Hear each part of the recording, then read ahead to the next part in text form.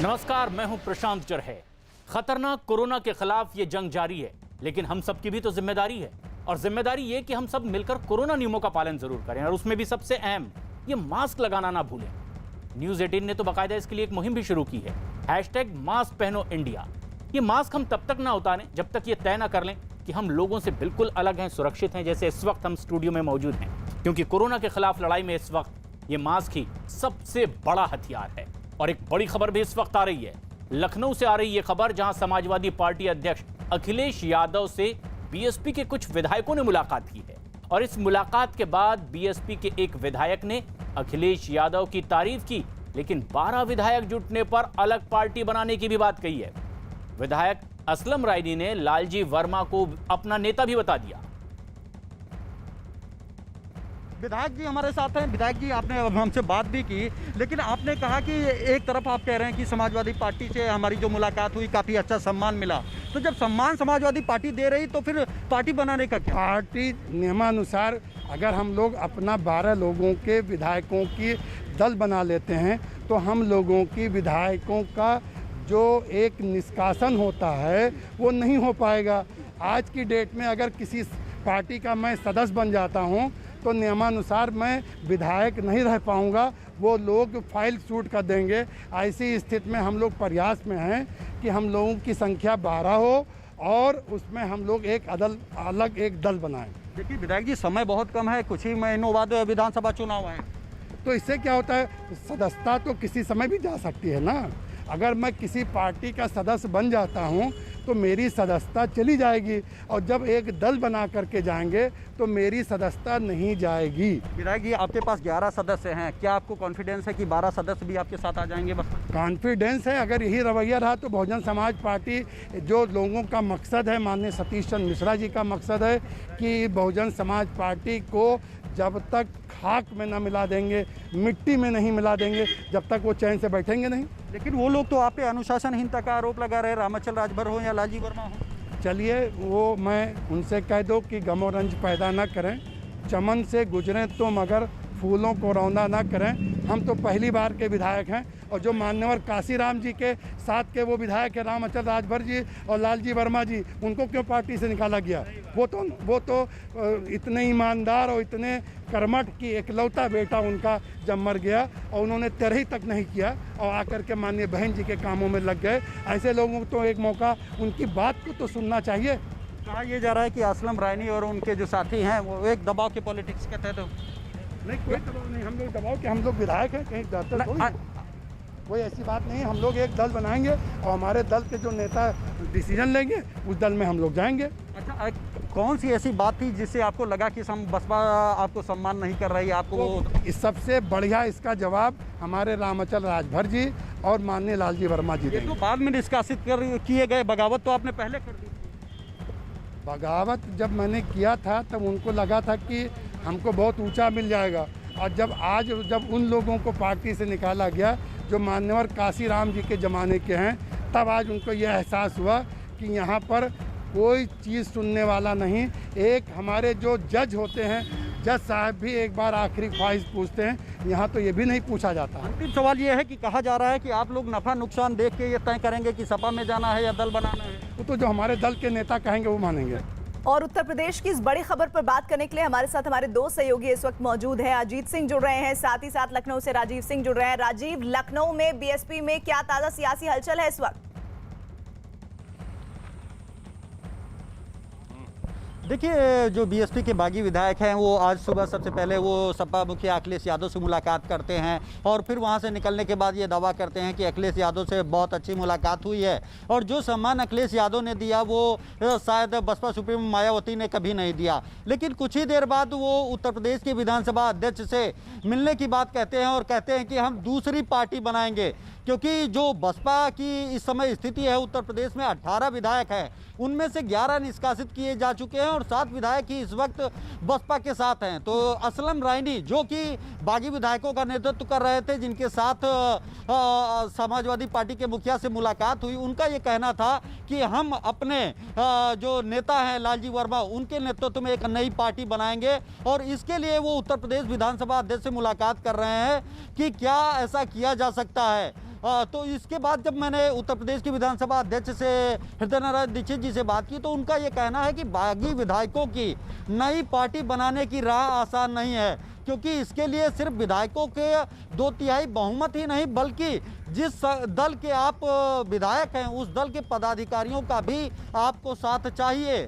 तो ऐसे में क्योंकि चुनाव का वक्त काफ़ी नज़दीक है, 6 महीने से कम का समय बचा हुआ है, तो ऐसे में ये बसपा के बागी विधायक नया दल किस तरह बनाएंगे ये तो देखने वाली बात होगी। लेकिन कुल मिलाकर अगर देखा जाए तो कहीं ना कहीं बसपा के बागी विधायक अपना पॉलिटिकल जो भविष्य है उसको सुरक्षित करने के लिए इस तरह की वो लगातार मुलाकातें और ऐलान कर रहे हैं। अब देखने वाली ये बात होगी कि क्या समाजवादी पार्टी ने विधान परिषद के वक्त जब इन लोगों ने बगावत करके समाजवादी पार्टी का समर्थन किया था, मैं आपके पास दोबारा आती हूँ। बीएसपी विधायकों की अलग नई पार्टी बनाने की बात पर यूपी विधानसभा अध्यक्ष हृदय नारायण दीक्षित ने क्या कहा है वो भी सुनिए। समय पर ऐसी बातें हुई हैं कि जब किसी पहले से ही मान्यता प्राप्त दल के कुछ लोग टूटकर पार्टी बनाने का प्रयास करते देखे गए, लेकिन कतिपय निर्णयों में ये आया है कि केवल विधानमंडल के भीतर पार्टी की टूट नहीं, बाहर भी पार्टी की टूट होनी चाहिए। अजीत, ये अहम उत्तर प्रदेश की खबर पर बीएसपी की तरफ से कोई प्रतिक्रिया आई है? देखिए बिल्कुल प्रीति, बीएसपी की तरफ से कोई प्रतिक्रिया नहीं आई है और जब तक मायावती इस पर ट्वीट करे या उनकी तरफ से प्रेस रिलीज हो तो दोनों चीजें अभी नहीं आई। ना ही सतीश चंद्र मिश्रा की तरफ से जो आधिकारिक बयान देते हैं उनकी तरफ से कोई बयान आया। लेकिन हाँ, मैं आपको उत्तर प्रदेश की पॉलिटिक्स का जो सिनेरियो आने वाले समय में वो आपको बताता हूँ। लालजी वर्मा, जिसका नाम असलम रानी ले रहे हैं कि हमारी जो पार्टी होगी 11 के बाद जब 12 एमएलए हो जाएंगे उसके नेता लालजी वर्मा होंगे। अभी कुछ दिन पहले ही लालजी वर्मा और रामचंद्र राजभर को मायावती ने अपनी पार्टी से निकाल दिया, जिसे राजनीतिक विश्लेषकों ने कहा कि मायावती का ये आत्मघाती कदम है, पार्टी को सबसे ज्यादा नुकसान हो सकता है, क्योंकि लालजी वर्मा वो चेहरा है जो उत्तर प्रदेश सरकार में 5 मंत्रालयों का कैबिनेट मंत्री रहा, प्रदेश अध्यक्ष रहा, और रामचंद्र राजभर जो अभी भी विधायक हैं वो प्रदेश अध्यक्ष रहे, परिवहन मंत्री रहे, बसपा सरकार में कई राज्यों के प्रभारी रहे। लेकिन जो ये कदम उठाया गया, आरोप ये था कि जिला पंचायत के चुनाव में दोनों लोगों ने पार्टी के साथ अनुशासनहीनता की, पार्टी विरोधी गतिविधियां की हैं। लेकिन लालजी वर्मा का अपनी बिरादरी में बहुत अच्छा खासा महत्व, अच्छी खासी पकड़ है। कहा जाता है कि बेनी वर्मा के बाद लालजी वर्मा कुर्मियों के नेता माने जाते हैं। और लालजी वर्मा की ये पॉलिटिक्स की है कि अगर हम सीधे किसी दल में जाएंगे प्रीति तो शायद हमें हमारी महत्वाकांक्षाएं ना पूरी हो, रामचल की महत्वाकांक्षाएं ना पूरी हो। लेकिन अगर हम दल बनाकर 11-12 विधायकों के साथ किसी दल से समझौता करेंगे, किसी भी दल से समझौता करेंगे तो हमारी शर्तों को सुना जाएगा, हमारी सौदेबाजी की जा सकेगी और हम अपनी शर्तों पर बात कर सकेंगे। और अखिलेश यादव से मीटिंग हुई, उसमें भी इस बात पर चर्चा हुई कि पहले दल बना लीजिए, क्योंकि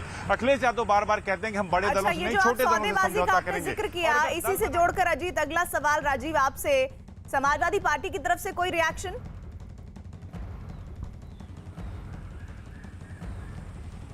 देखिए, समाजवादी पार्टी ने साफ किया है कि जो बसपा के विधायकों की मुलाकात हुई है उसमें से लगभग जो 6 विधायक मिले हैं उसमें असलम रायनी, असलम अली, हाकिम चंद, वंदना सिंह समेत कुल 6 विधायकों से मुलाकात हुई है, जिसमें असलम रायनी को छोड़ के अन्य सभी विधायक वो पूरी तरह से संतुष्ट हैं और अब उनका सिर्फ समाजवादी पार्टी में औपचारिक ऐलान करना है ज्वाइनिंग का।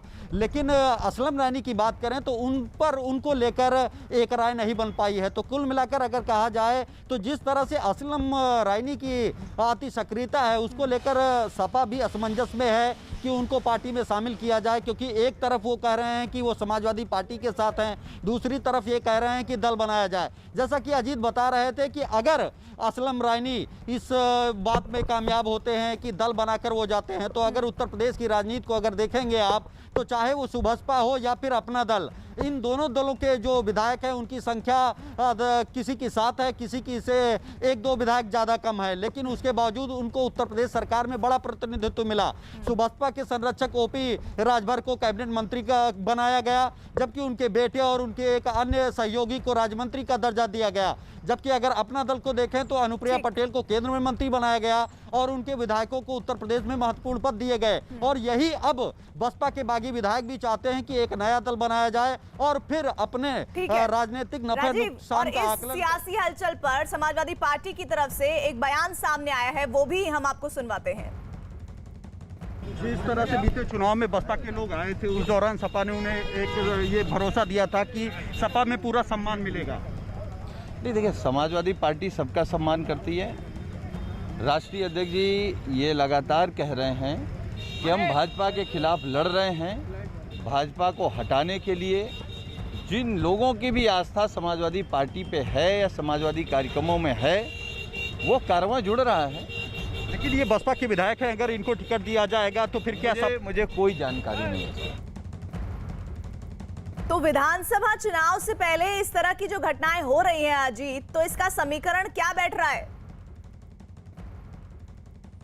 देखिए बिल्कुल प्रीति, समीकरण बैठाने की ही तैयारी चल रही है, क्योंकि अखिलेश यादव भी इस बात को समझते हैं कि हम किसी बड़े दल से हाथ मिलाएंगे तो हश्र क्या होगा। 2019 के लोकसभा चुनाव में देख चुके हैं और मायावती उनके साथ आई। जैसे ही सीटें कमाई, मायावती ने आरोप लगाते हुए कहा कि इन्होंने वोट नहीं दिया, समाजवादी पार्टी के कार्यकर्ताओं ने वोट नहीं दिया, उन्होंने पार्टी से गठबंधन तोड़ दिया। हालांकि इसका फायदा अखिलेश यादव को सीधे तौर पर मिला। जितने भी बीएसपी के बड़े नेता थे उसमें ज्यादातर त्रिभुवन दत्त हो, राम प्रसाद चौधरी हो, आर.के. चौधरी हो, घामूराम भास्कर हो, कई सारे बड़े चेहरे समाजवादी पार्टी के दामन थाम लिए। तो अखिलेश यादव को ये पता कि छोटे छोटे दल अगर हमारे साथ रहेंगे तो हम 2022 के चुनाव में ज्यादा मजबूती से चुनाव लड़ पाएंगे, क्योंकि उन्हें पता अगर किसी दल को 10 सीटें दे देंगे तो उनका पूरा फोकस उस 10 सीट पर होगा। अगर तो यही स्ट्रेटजी है उनकी। और लालजी वर्मा या असलम रायनी, ये दोनों बड़े शार्प राजनेता माने जाते हैं। विशेष तौर से लालजी वर्मा को कहा जाता है कि पूर्वांचल में राजनीति के चाणक्य के तौर पर अपनी बिरादरी में वो देखे जाते हैं। उनका सीधे तौर पर ये स्ट्रेटजी होगी कि अगर हम एक दल बनाकर 12 विधायक लेकर हम किसी से सौदा करते हैं, वो समाजवादी पार्टी में जाते हैं, भारतीय जनता में पार्टी में जाते हैं, तो उन्हें अपनी चॉइस की सीटें मिलेंगी और अपनी चॉइस का पद मिलेगा। सरकार का हिस्सा भी बन सकते हैं, जो राजू कह रहे थे, क्योंकि अपना दल और ओम प्रकाश राजभर तो बहुत छोटे थे, उनके विधायकों की संख्या 10 के ऊपर नहीं थी। लेकिन जो ये पार्टी अगर बनाते हैं तो इनके पास 12 विधायक हो जाएंगे। और चूंकि लालजी वर्मा, रामचल राजभर, असलम रायनी, लेकिन इसमें 3 विधायक ऐसे भी हैं जो मुख्यमंत्री से भी मुलाकात कर चुके हैं, अनिल सिंह, वंदना सिंह, इसके अलावा रामवीर उपाध्याय, जो बसपा के बागी विधायकों की श्रेणी में आते हैं। हालांकि आज शाम होते होते और कल तक ये समीकरण क्या कुछ कर बैठते हैं, यानी किस और दल के साथ चले जाते हैं। इधर राजस्थान से एक और बड़ी खबर आ रही है। बीएसपी से कांग्रेस में शामिल हुए 6 विधायकों की जयपुर में विधायक संदीप यादव के घर पर बैठक हुई है और इस बैठक में संदीप यादव के अलावा लाखन मीणा, जोगेंद्र सिंह अवाना, राजेंद्र गुडा शामिल हुए हैं। और इससे पहले यह खबर आई थी कि राज्य के मुख्यमंत्री अशोक गहलोत अगले 2 महीने तक न किसी से मिलेंगे और न ही घर से बाहर निकलेंगे। मुख्यमंत्री को डॉक्टरों ने पोस्ट कोविड की परेशानी की वजह से उन्हें यह सलाह दी है और इस बारे में मुख्यमंत्री दफ्तर की तरफ से एक बयान जारी किया गया है। कांग्रेस के लोग ऐसे छोड़ के चले जाएंगे और ऐसे 1.5 महीने बाद में आएंगे और फिर उन्हीं का स्वागत पलक फावड़े बिछा दिए जाएंगे आलकमान के द्वारा। ये भी हमारे उस टाइम में ये किसी ने हमें नहीं कहा था कि ये भी होगा कि यहाँ से ऐसे 10-20 लोग चले जाते हैं और फिर तफरी करके वापस आ जाते हैं, फिर उनका स्वागत हो जाता है। ये भी उस टाइम में नहीं कहा था। अशोक गहलोत के प्रति विश्वास है, वो नेता मानते हैं आप उनको? 100% मानते हैं। अशोक गहलोत जी हमारे पहले भी नेता थे। मैं पिछली बार सरकार में था, हम सरकार में उनके साथ तब भी हमारे नेता थे, आज भी हमारे नेता हैं और अशोक गहलोत जी हमारे फ्यूचर में हमारे नेता रहेंगे। मैं एक बात कहना चाहूँगा कि जिन लोगों ने पार्टी के साथ गद्दारी की, जिन लोगों ने सरकार को अस्थिर करने का काम किया, जिस सरकार को स्थिर करने के लिए हम लोग आए हैं, उस सरकार को अस्थिर काम करने का जिन लोगों ने काम किया, वो लोग बार बार दबाव बना रहे हैं। किस हक से वो लोग हाईकमान पर दबाव बना रहे हैं? और सरकार नहीं बनी, सरकार हम लोगों की वजह से बची है। आपने सरकार बनने के बाद भी बिगाड़ दी सरकार। आज जो ये हम सब लोग जो साथी हमारे हैं, निर्दलीय और हम लोगों ने सरकार बचाई है, तो उनको कोई हक नहीं है, हाईकमान को उनकी बात नहीं सुननी चाहिए। जिन लोगों ने सरकार बचाई, जो सरकार के साथ खड़े रहे, उन्हें इनाम मिलना चाहिए, मेरा तो ये मानना है। 6 के 6 बहुजन समाज पार्टी से जो विधायक साथी जीत के आए थे, वो पूरी ईमानदारी और निष्ठा के साथ में कांग्रेस पार्टी में विलय किया। आदरणीय अशोक गहलोत साहब जो हमारे माननीय मुख्यमंत्री हैं, उनको देख के विलय किया और विलय करने के बाद में आज जो परिस्थितियां पूरे आप देख रहे हैं, जिस तरह की तलवार हमारे ऊपर आज सुप्रीम कोर्ट में भी अटकी हुई है, अभी कोई निर्णय उसका नहीं आया है, और इतना बड़ा त्याग। और हम चाहते हैं कि जिस तरह पार्टी को हम लोगों ने, कांग्रेस पार्टी को, कांग्रेस की सरकार को स्थिर किया, एक तरफ हम इतना बड़ा त्याग दे रहे हैं, वहीं दूसरी तरफ जैसा कि गुडा साहब ने कहा कि हम लोगों को दूसरी निगाह से देखा जा रहा है, ये बड़ा दुर्भाग्यपूर्ण है। और हमारे साथ हमारे दो सहयोगी इसी खबर पर बात करने के लिए जुड़ रहे हैं। भवानी सिंह जयपुर से, अरुण सिंह दिल्ली से। भवानी, कल तक तो लगातार ये हेडलाइन बनी हुई थी कि अब सीएम साहब आने वाले दिनों किसी से नहीं मिलेंगे पोस्ट कोविड की वजह से, लेकिन अचानक से ही देखिए कि भरमार सी आ गई लोगों से मुलाकात करने की। क्या वजह है इसकी? देखिए, अशोक गहलोत की रणनीति का हिस्सा है। आज अभी तक अशोक गहलोत चुप थे, लेकिन आज वो अटैकिंग मोड पे आ गए और उन्होंने बीएसपी के 6 विधायकों को, कल तक बीएसपी के विधायक क्लू नहीं दे रहे थे कि वो किधर जा रहे हैं, लेकिन आज खुले तौर पर वो आ गए हैं अशोक गहलोत के समर्थन में। और जो बात अशोक गहलोत कहना चाहते थे वो बीएसपी के विधायकों से कहलवा दिया कि सचिन पायलट और उनके 19 विधायक गद्दार हैं, जिन्होंने पार्टी के साथ गद्दारी की है। हमने सरकार बचाई है, इसलिए हमें इनाम मिलना चाहिए। उनके खिलाफ अनुशासनहीनता की कार्रवाई की जानी चाहिए।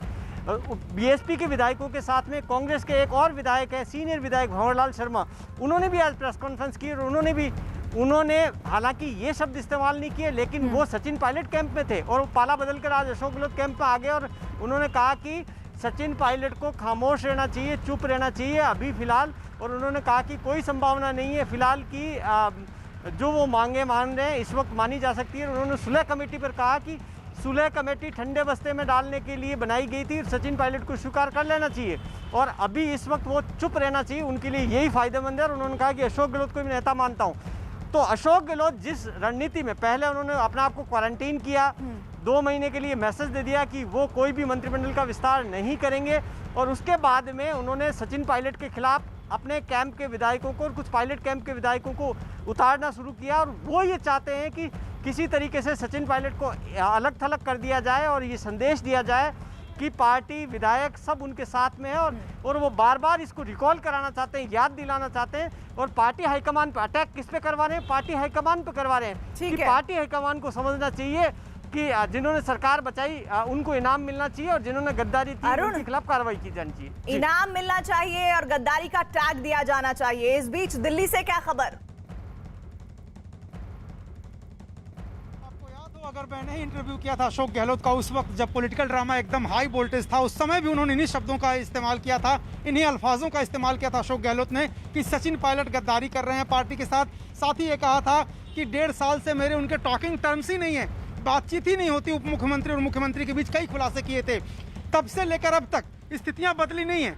सचिन पायलट पार्टी में रहें ये आला कमान चाहता है, दिल्ली चाहती है। सचिन पायलट के संबंधित जो वोट बैंक है वो पार्टी के साथ रहे, ये आला कमान चाहते हैं, दिल्ली के लोग चाहते हैं, अशोक गहलोत नहीं चाहते। अशोक गहलोत को लगता है कि उनकी राह का कांटा हमेशा के लिए खत्म हो जाए। एक निष्कंटक राज्य जिसको कहते हैं कि कोई उसको चुनौती ना हो, वो अपने राज्य का मालिक हो, सरकार का भी और पार्टी का भी।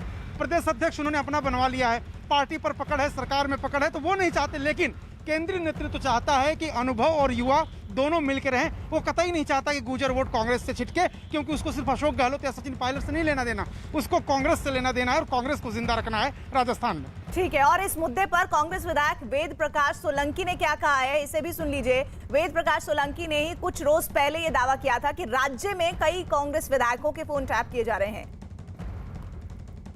जिन्हें किसी से भी समय नहीं मांगा है। अजय माकन जी से उनकी जरूर मुलाकात हुई थी, माकन साहब ने बुलाया था, उनकी बातचीत हुई, सारी चीज़ हुई।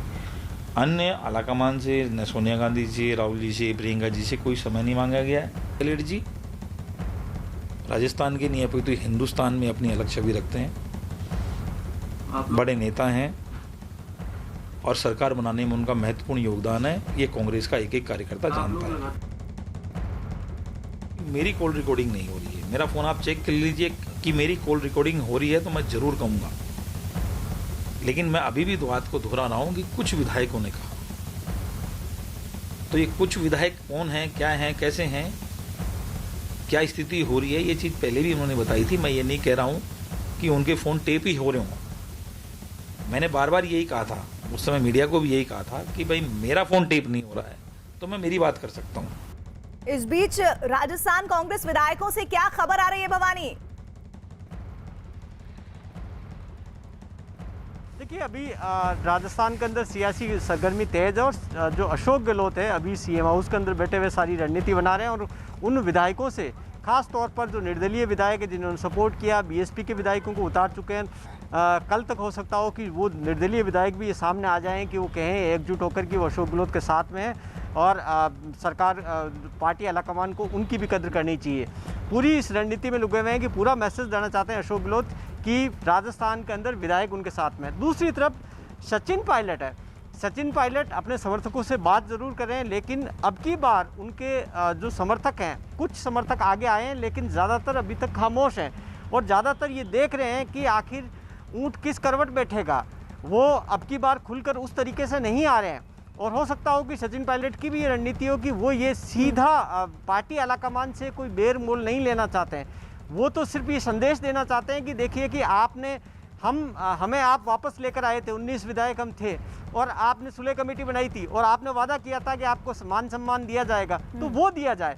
ये रणनीति बन रही है। एक तीसरा गेम जो अशोक गहलोत खेल रहे हैं वो ये है कि उन्होंने नीचे के लेवल पे पॉलिटिकल अपॉइंटमेंट शुरू कर दी है। देखिए कि दो रणनीति, एक तरफ वो मंत्रिमंडल का विस्तार नहीं करना चाहते हैं, 2 महीने क्वारंटीन के अंदर चले गए, लेकिन दूसरी तरफ नीचे के लेवल पर, जिला लेवल पर अभी जो पार्षदों के मनोनयन किए पालिकाओं में, बोर्ड में, और अब जो तैयारी कर रहे हैं डिस्ट्रिक्ट लेवल के अपॉइंटमेंट की, और वो अपॉइंटमेंट किसके किए जा रहे हैं? एमएलएज की रिकमेंडेशन के आधार पर, जो विधायकों ने सिफारिश की है या जो सिफारिश कर रहे हैं। अब इसका फायदा उनको ये होगा कि सारे विधायक यहाँ पर चुप हो जाएंगे, अशोक गहलोत खिलाफ नहीं बोलेंगे, क्योंकि सबको अपने कार्यकर्ताओं को नॉमिनेट कराना है। तो चलिए, ये तो गहलोत पक्ष का सवाल हुआ, लेकिन अरुण, ऐसे में सचिन पायलट की तरफ से कोई बयान?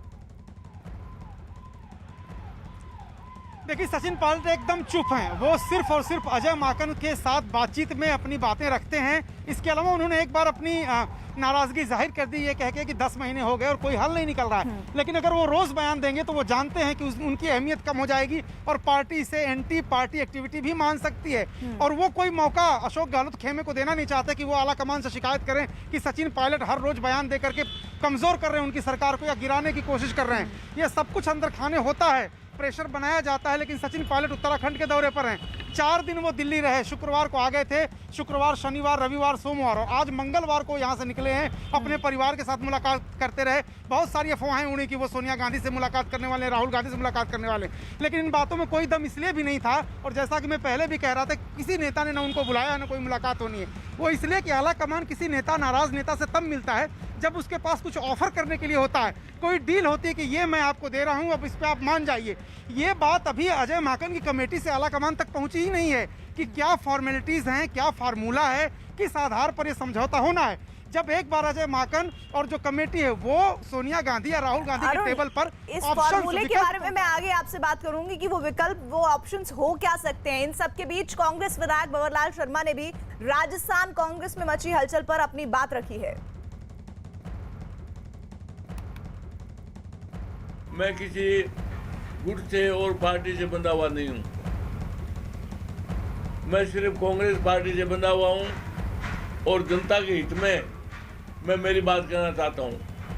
आज जो कोविड की जो हालात है, जो मुख्यमंत्री ने अच्छी तरह से कंट्रोल किया, मेरी समझ में देश में 1 नंबर पर राजस्थान है। इस परिस्थिति में फिलहाल ये सत्ता संघर्ष नहीं करना चाहिए, कुछ दिन अपने को रुक जाना चाहिए। आदमी को संतुष्टि होती है। अब पायलट साहब को देखो, मैं पायलट साहब का भी सम्मान करता हूँ। पायलट साहब युवा नेता है, हमारे नेता हैं। पायलट साहब ने कभी ये नहीं कहा कि मुझे ये बनाओ और ये बनाओ। उन्होंने जो उनके साथ थे उन लोगों की जरूर पैरवी की। इस वक्त एक बड़ी खबर आ रही है। लोक जनशक्ति पार्टी से जुड़ी हुई चिराग पासवान को पार्टी के अध्यक्ष पद से भी हटाया गया है। वहीं इस फैसले के बाद चिराग ने कार्य समिति की बैठक बुला ली है। इस वक्त की बड़ी खबर, चिराग ने ट्विटर पर एक पुरानी चिट्ठी साझा की है। 3 महीने पहले पशुपति पारस को लिखी थी उन्होंने चिट्ठी।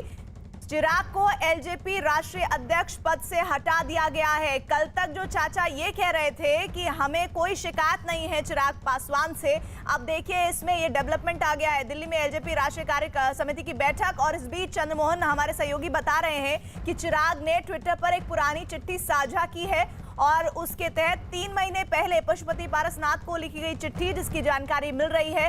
साथ ही अहम जानकारी ये आ रही है कि चिराग पासवान को पार्टी के अध्यक्ष पद से भी हटाया गया है। वहीं फैसले के बाद चिराग ने कार्य समिति की बैठक बुला ली है। लेकिन सबसे बड़ी बात यह कि एलजेपी में इस बड़ी फूट को कल तक चिराग पासवान के चाचा पशुपतिनाथ पारस ये कह रहे थे कि हमें चिराग पासवान से किसी तरह का मनमुटाव नहीं है। चंद्रमोहन हमारे साथ जुड़ रहे हैं। चंद्रमोहन, इस बड़ी खबर पर अभी क्या ताजा जानकारी है?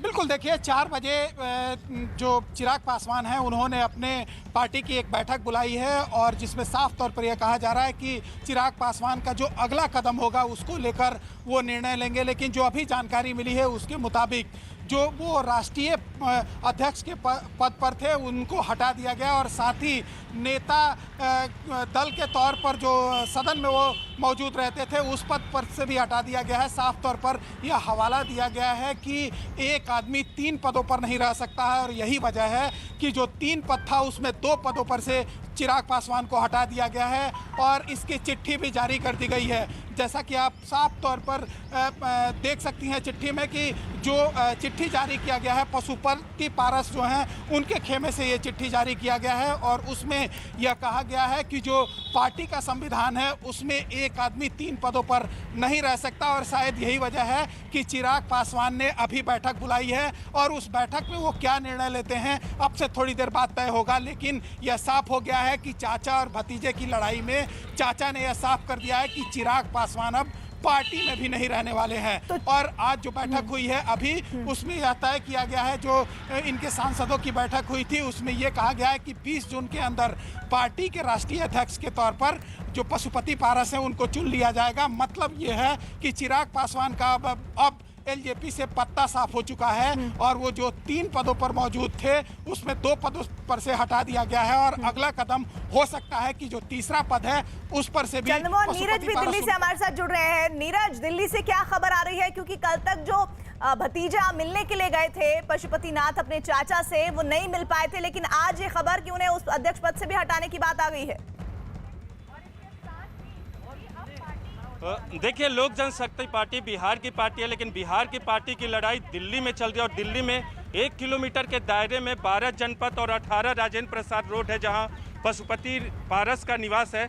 और इस वक्त हम लोग मौजूद हैं 12 जनपद पे और अपने कैमरा पर्सन विकास से कहेंगे कि अंदर की तस्वीरें दिखा। अंदर बैठक की खबर है, कार्य समिति की बैठक चल रही है और जिस तरह से कार्रवाई की गई है पशुपति पारस के खेमे की तरफ से चिराग पासवान के खिलाफ, उसके खिलाफ क्या कुछ किया जाता है चिराग पासवान की तरफ से, ये देखना महत्वपूर्ण होगा। क्योंकि अब से थोड़ी देर पहले चिराग पासवान ने 29 मार्च की वो चिट्ठी साझा की है जो उन्होंने अपने चाचा पशुपति पारस को लिखी थी और जिसमें ये कहा गया है, आरोप लगाया गया है कि उन्होंने पार्टी तोड़ने की कोशिश की, परिवार के साथ चिराग पासवान अपने भाइयों के साथ एकजुट रहने की कोशिश की। लेकिन मैं आपको रोक रही हूँ। चिराग पासवान ने नीरज जो ट्वीट किया है, जो चिट्ठी ट्वीट की है, उसमें उन्होंने क्या लिखा है वो मैं दिखा रही हूँ। उन्होंने लिखा है कि पापा की बनाई इस पार्टी और अपने परिवार के साथ रखने के लिए किए मेरे प्रयास असफल रहे हैं।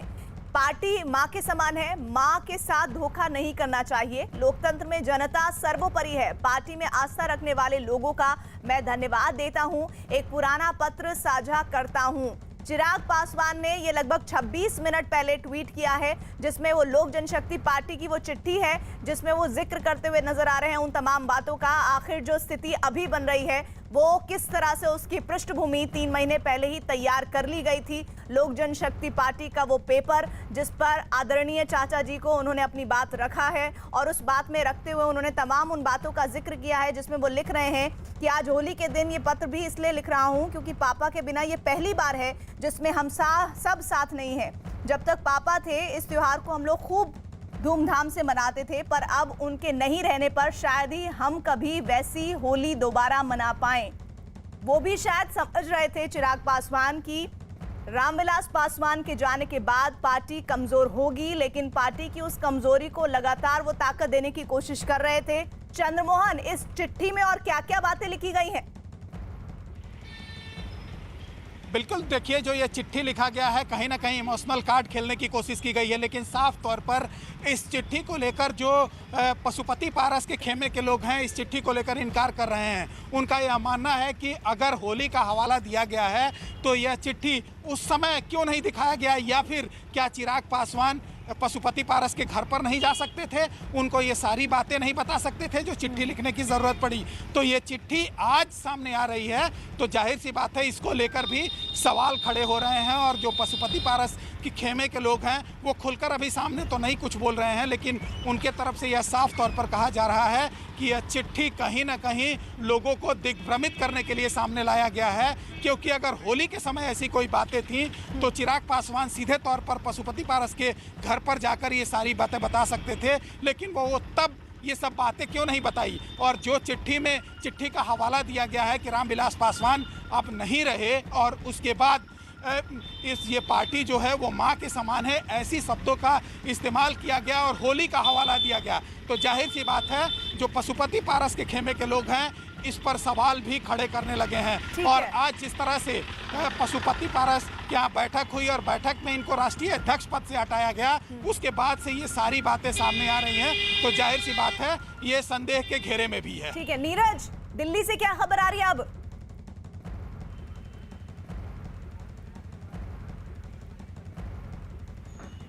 देखिए दिल्ली से ये खबर है और कि पशुपति पारस की तरफ से जो फैसला किया गया वो तो हम सबके सामने है। चिराग पासवान ने पत्र जो 29 मार्च को लिखा था वो हमारे सामने है और इस पत्र से ये जग जाहिर हो गया कि किस तरह से परिवार के अंदर का मनमुटाव था। रामविलास पासवान के जाने के बाद कैसे परिवार पूरी तरह बिखर गया है। लेकिन इस वक्त अंदर जो खबरें आ रही हैं उसके मुताबिक चिराग पासवान कार्य समिति की बैठक ले रहे, वो कोई फैसला लेते हैं कि नहीं, मीडिया से मुखातिब होते हैं कि नहीं, क्योंकि बार बार ये खबरें आ रही थी कि चिराग पासवान मीडिया से मुखातिब होंगे पूरे मसले पर।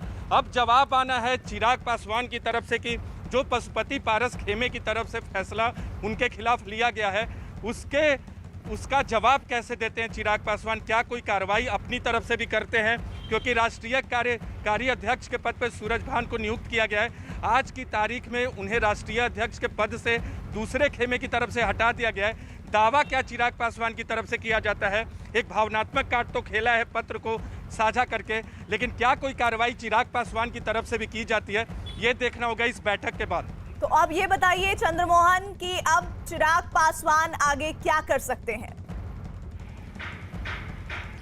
बिल्कुल देखिए, चिराग पासवान पार्टी और परिवार में बिल्कुल अलग थलग पड़ गए हैं और जो पार्टी के सांसद थे वो भी अभी पशुपति पारस के साथ हैं। तो पार्टी के ज़्यादातर नेता जो हैं वो जब बिहार में विधानसभा चुनाव खत्म हुआ था उसके बाद से नाराज चल रहे थे, जैसा कि पशुपति पारस ने भी कहा था। और उसके बाद पशुपति पारस के हाथों को मजबूत करते हुए उनको जो एमपी हैं उनके नेता चुने गए, वो पांचों एमपी मिलकर नेता चुने और उसके बाद फिर जो लोकसभा के स्पीकर हैं उनके पास जाना पड़ा। तो अभी जो 4 बजे बैठक होने जा रही है, चिराग पासवान जो कर रहे हैं, जाहिर सी बात है वो भी अपने चाचा के ऊपर कार्रवाई करेंगे, जाहिर सी बात है। लेकिन अभी जो देखा जा रहा है वो साफ तौर पर कहीं ना कहीं पशुपति पारस इस पार्टी में और परिवार में मजबूत नजर आ रहे हैं, क्योंकि जो प्रिंस है इन्हीं का भाई है और वो अभी पशुपति पारस के साथ है। तो ये कहा जा सकता है कि पार्टी और परिवार में पूरी तरीके से पशुपति पारस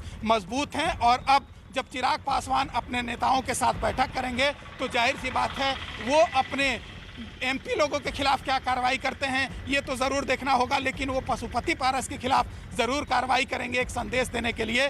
लेकिन अब से थोड़ी देर पहले चिराग पासवान को राष्ट्रीय अध्यक्ष के पद से हटा दिया गया है और साफ तौर पर पार्टी की तरफ से यह हवाला दिया गया है कि जो संविधान तैयार हुआ है उसमें एक पद पर एक ही आदमी रह सकता है, जबकि चिराग पासवान 3 पद पर थे, इसलिए उनको हटा दिया गया है। लेकिन नीरज, ये पूरा जो घटनाक्रम हुआ इसकी पृष्ठभूमि तो कई दिनों से चली आ रही है। जानकारी तो ये मिल रही थी कि जब विधानसभा के चुनाव हुए थे, जिस तरह से नीतीश कुमार पर आक्रामक थे चिराग पासवान और फिर वो ये अपने आप को हनुमान भी बताते थे प्रधानमंत्री मोदी का, तो कहा यह जा रहा है कि पार्टी के भीतर इस बात को लेकर काफी नाराजगी थी। ये सवाल मैं नीरज आपके पास लेकर आऊं, इस पर मैं चंद्रमोहन आप रिएक्ट कीजिए। बताइए क्या ये भी जानकारियां हैं कि नीतीश कुमार पर हमलावर होने को लेकर पार्टी के भीतर एक मत नहीं था, चिराग पासवान के खिलाफ थे लोग?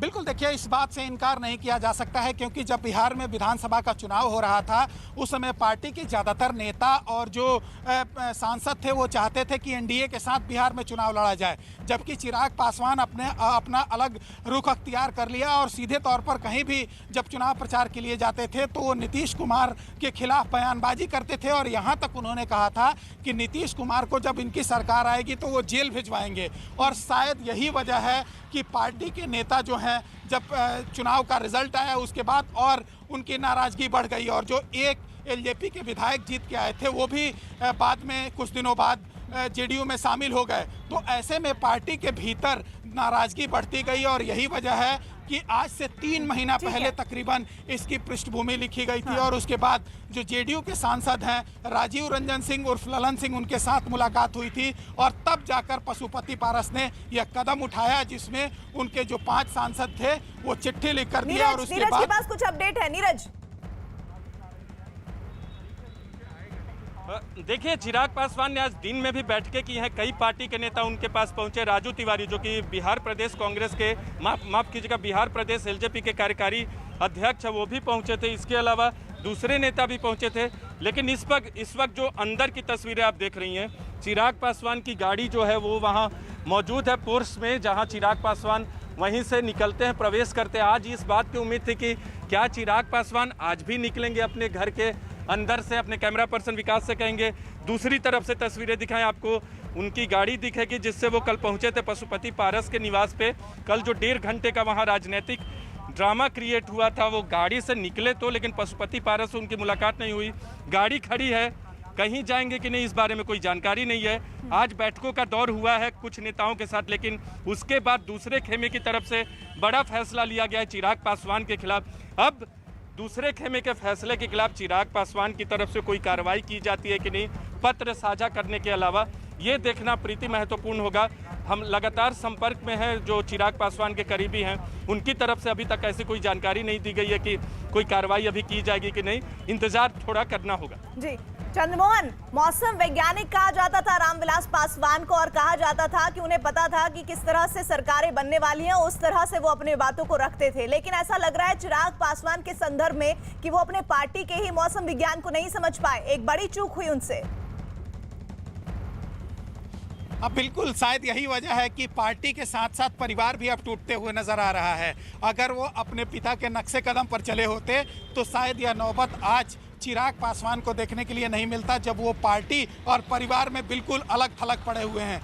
कल जब वो अपने चाचा के घर पहुंचे थे तो वो ये संदेश लेकर पहुंचे थे कि उनके मां जो रीना पासवान है, रामविलास पासवान की पत्नी, उनको राष्ट्रीय अध्यक्ष बना दिया जाए। लेकिन शायद यह पशुपति पारस को मंजूर नहीं था और बातें इतनी आगे बढ़ चुकी थी कि शायद पशुपति पारस को अब पीछे लौटना मंजूर नहीं था। और यही वजह है कि इस तरह की बातें सामने आई जब चिराग पासवान खुद अलग थलग पड़ गए। अगर अपने पिता के बताए हुए राहों पर चले होते तो यह नौबत आज के वक्त में देखने को नहीं मिलती, जब चिराग पासवान अपने घर में कुछ नेताओं के साथ अभी बैठक कर रहे होते और उनके जो चाचा हैं उनके राष्ट्रीय अध्यक्ष चुने जाने की तैयारी चल रही होती। तो आज जो सांसदों की बैठक हुई उसमें बैठक में सूरजभान सिंह को कार्यकारी राष्ट्रीय अध्यक्ष चुना गया है और उसके बाद वही चुनाव कराएंगे। और माना जा रहा है कि 20 जून के अंदर जो पशुपति पारस हैं वो एलजेपी के राष्ट्रीय अध्यक्ष चुन लिए जाएंगे। मतलब चिराग पासवान का इस पार्टी से बिल्कुल